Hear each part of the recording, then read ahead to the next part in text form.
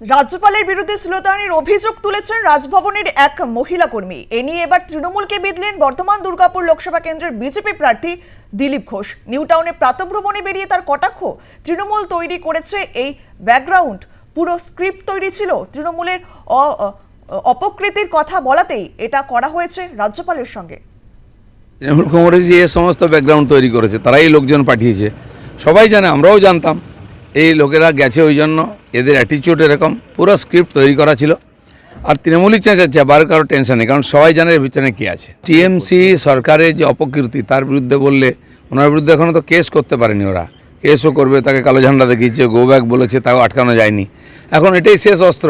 TMC কোথায় কোথায় মহিলা মহিলা মহিলা বলে, মহিলাদের ইউজ করে ওরা, মহিলাদের সম্মান করে না। এখানেও দেখা গেল একজন মহিলাকে ইউজ করা হয়েছে। ঠিক আছে, এটা তো পুলিশ করবেই, কারণ একটা কমপ্লেন আমার নামে আপনি করুন, সঙ্গে সঙ্গে অনুসন্ধান দল হয়ে যাবে। বাকি হাজার হাজার কোটি টাকা লুট, খুন, ধর্ষণ, আর সন্দেশখালিতে মহিলারা রাস্তায় দাঁড়িয়ে বলছেন তাদের উপরে কী হয়েছে, কজন অ্যারেস্ট হয়েছে। তারাই বাড়ি থেকে টিএমসি নেতাকে কলার ধরে টেনে নিয়ে এসে জুতো পেটা করে পুলিশের হাতে দিচ্ছেন। পুলিশের কী যোগ্যতা আছে আর সরকারের কী ইচ্ছা আছে আমরা জানি।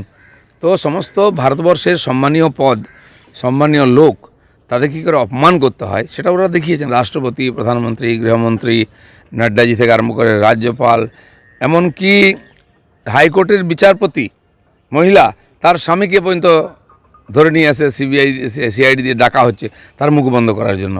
তো টিএমসির যে এই যে মানে নিকৃষ্ট রাজনীতি, এটাই তার পতনের কারণ হবে, আর হয়ে গেছে। মানুষের চোখের সামনে নিজেকে ওরা এক্সপোজ করে দিয়েছে।